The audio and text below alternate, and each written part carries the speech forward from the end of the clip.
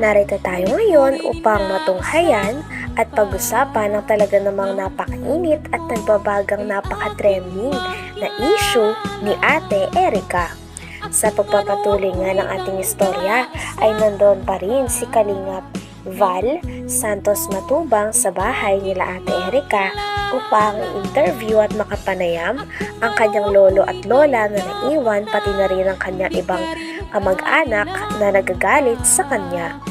Sa vlog nga na ito ay sinabi nga din ng lolo ni Ate Erica na siya daw talaga ang unang vlog ni Kuya Ruel upang tulungan. Ngunit nabaling lang daw talaga ang focus kay Ate Erica at ginawa siyang Kalingap Angel. At dahil nga doon ay nagtuloy-tuloy na rin ang sikat ni Ate Erica. Tay, magandang araw po sa iyo. Ang pangalan mo, Tay? Miguel. Miguel. Surita. Ikaw yung unang gi-vlog ni Ruel Umpo. para tulungan. Siya po. Ngayon, bakit napunta kay Erica yung tulong? Ay, di ko nga po alam at siyang napukusan na nila Rab. Ang salata ni Ruel, inilipat kay Rab, parang hindi daw kayang Ewan ko, hindi ko alam. Yung natagpuan si Erica, parang si Erica ang parang turnover ni Ruel kay Rab. Kay Rab. Kalingap Rab. So yun, ginawa ang Kalingap Angels. Yun. Ayun. So maliwanag po mga kaibigan na dito ba nakatira si Erica noon? Dito po yun. Dito lumaki? Ay, dito na po sa amin yun. Okay. Nung dati pa sa kung kami sa Katandungan nun ay napalit. Dito nga din ay nalaman ng lahat na may isa palang matanda na negosyante ang tumutulong kay Ate Erica at ang pangalan nito ay June A. Nakilala daw ito ng tita ni Ate Erica sapagkat nagbigay daw ito ng pera pampaopera sa mata ng lola ni Ate Erica. Ngunit kalaunan ay hindi daw ito napakinabangan o hindi daw nakuha ng lola ni Ate Erica ang pera na ito sapagkat hindi daw ito ay binigay nila Ate Erica. Kaya dito na nga rin nagsimula ang talaga namang malala at napakalaking gulo o hidwaan sa pagitan ni Ate Erica at ng kanyang lolo at lola na talaga namang nagpalaki, nagmalasakit at nagpaaral sa kanya simula nung siya ay bata pa. Lagi si Erica. Ano po, maliit pa yun sa amin. Kayo na nagpalaki noon. Kami na po, Ngayon, kapaaral. nasaan sila ngayon? Ay, nasa bagong bahay na po. May bagong bahay na po sila. Sino po ang nagpatayo ng bahay nilang bago? Ay, sila yata po. Sino pang tumulong ang nagbigay na yung pampagawa ng bahay? Ayun, ang pag-aalam ko po, yung nga pong nakausap naman sila, may daw matanda ko. Yung matandang Matanda? Ano yun? Ang alam ba ganun? Jun E yata yun. John A. Jun E. Matanda na ba yon? Sabi po, matanda na. Ate, ano ko lang, matanda na ba si John A? Tanda na po, siguro po mga 60 or 50 yan mga ganun. Nakita mo na di pa? Nakita ko na po yun. Saan mo Kasi nakita? nagpasalamat po ako rin sa kanya nung yung last baga po na vlog ni Kalingap, ni Rab na nagbigay kay mama ng pampaopera ng sa mata. Okay. Ay hindi po namin alam na kakontak na pala po yun. Dito nga din ay Contact nalaman mo nila na habang vlog daw pala ni Kalingap Rab si Ate Erica ay kakontak na ni Sheila May o ng ate ni Ate Erica si Sir June A na sponsor at negosyante. Kaya naman ang nangyari ay sinabi daw ni Ate Sheila May ni Erica kay Sir June A na huwag nang padaanin ng pera kay Kalingap Rab at diretsyo na lamang sa kanila. Kaya naman ito rin ang naging rason kung bakit umayaw na si Ate Erica magpa-vlog kay Kalingap Rab.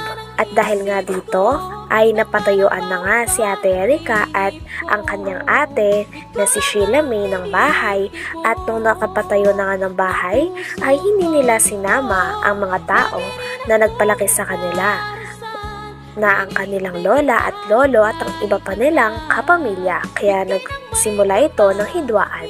Nagbigay kay mama ng pampaopera ng sa mata. Okay. Ay Hindi po namin alam na kakontak na pala po yun Contact na nino? si Sir Jun A. Ni Sheila May? Po. Okay. So, Yun lang yun po yung ano namin. nakita mo na si Jun A sa video? Mahaba yung buhok niya na. Mahaba ang buhok. Okay. So, may edad na. Mm. Okay. So, gusto tinatanong ko si tatay kung sino tumulong sa pabahay nila. Ano po si Sir Jun A. Sa kanya pong pabahay yan. Itong Opo. pina-Erika. Wala po diyang sabi po ng mga lovers sa kanilang pabahay. Kay Sir Jun A. Okay. Pati mga gamit ng bahay. Okay. So, ibig sabihin ngayon, may bahay na si Erika.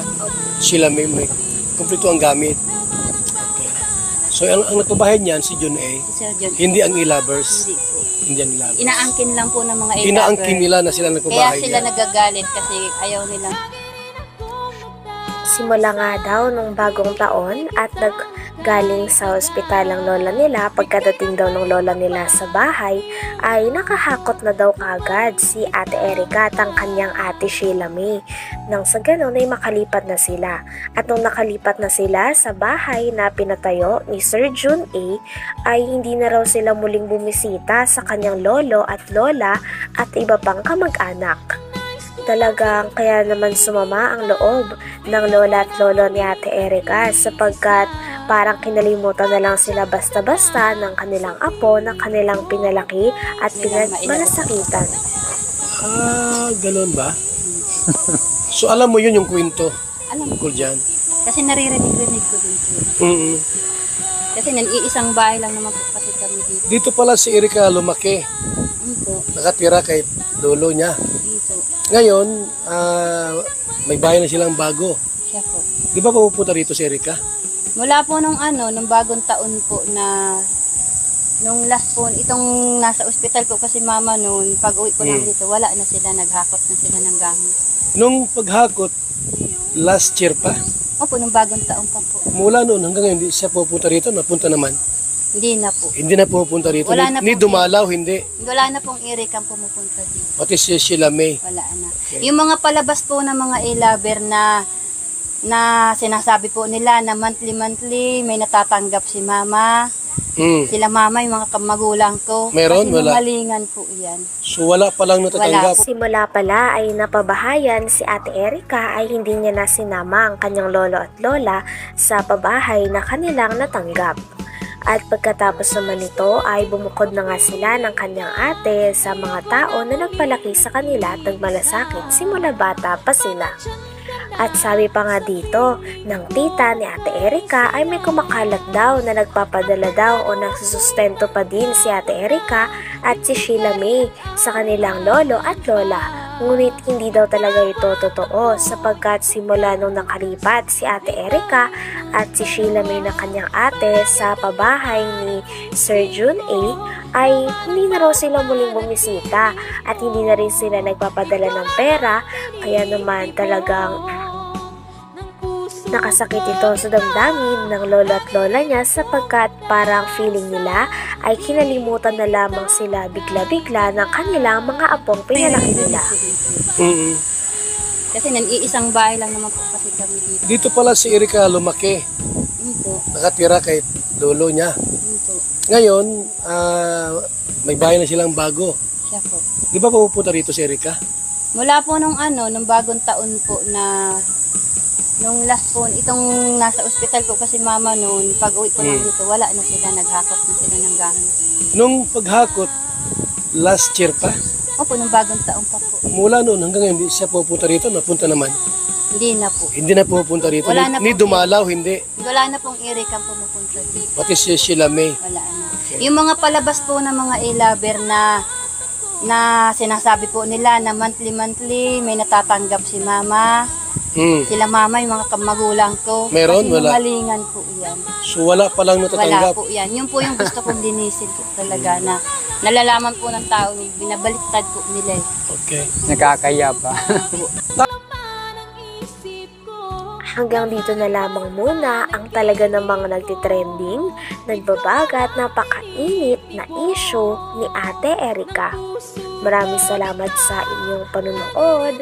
Hanggang sa muli. Bye!